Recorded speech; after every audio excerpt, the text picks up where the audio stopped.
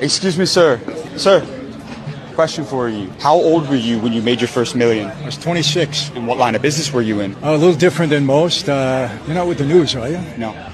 We grew a channel to 12 million followers, just asking people how they made it for the younger generation. Well, I was part of an organized crime group in New York.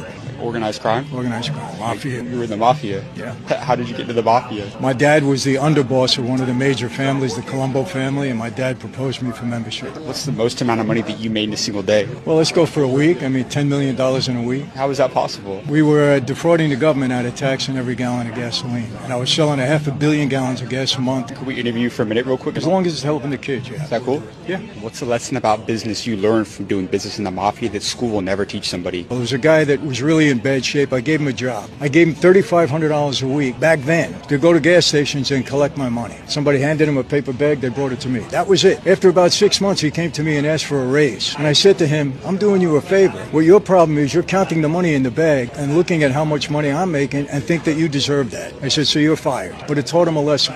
Don't count my money. Do your job. Do you believe in God? You know, I was thrown in solitary confinement. I actually spent 3 years. And it was during that time I wanted to study every religion because I thought I was going to spend the rest of my life in prison, and that would have been it. So I studied every faith, and I came out of there believing in Christianity with all my heart. I always say two things. You want success in life? Get these two things right. Number one, in this life, we are who we hang out with. And number two, who you are accountable to in life is going to direct the path that you go on. When I was on the street, I was accountable to my boss. I was a criminal. Now I'm accountable to God in my life.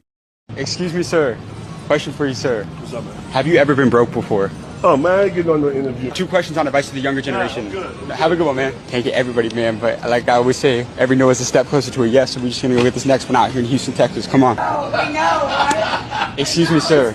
Question for you. Yes, sir. Have you ever been broke before? Oh, God, yeah. Yeah? Yeah. And what do you do for a living out here in Houston, I own Texas? a restaurant, Barry, right around the corner. Restaurant business is very competitive. What do you do to stand out against 99% of the hospitality business? Come on, you're asking secret questions here. I started the channel in Austin, Texas. I grew it to 5 million followers, just asking business owners their best advice to young entrepreneurs. Could I get just 1 or 2 minutes of your time? I'm not young. I'm 72 years old. And I want your advice for the younger generation of business owners. I've interviewed Mark Cuban, president of Nike, CEO of Frito-Lay. Just a couple quick questions. Be fearless. Is fear the biggest killer of most businesses in today's world? Don't be afraid to fail. What's the best advice you ever got from a mentor in terms of money or how you were able to make that money work for you? Don't deal drugs. Don't deal drugs?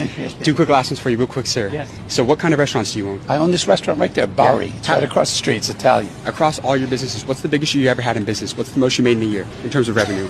Oh, 12 million. Yes. How did you scale from 7 to 8 figures? It's hard to scale businesses. What did you do to go from 7 to 8 figures? Just have a good product.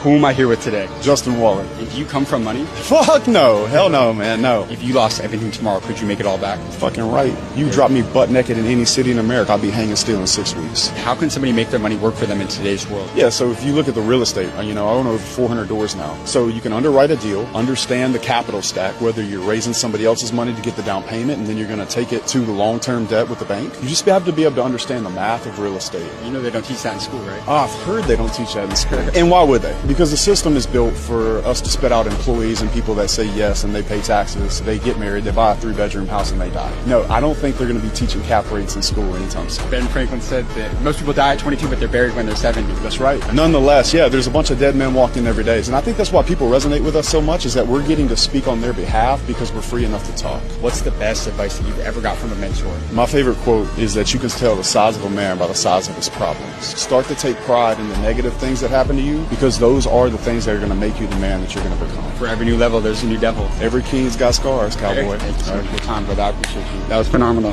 That was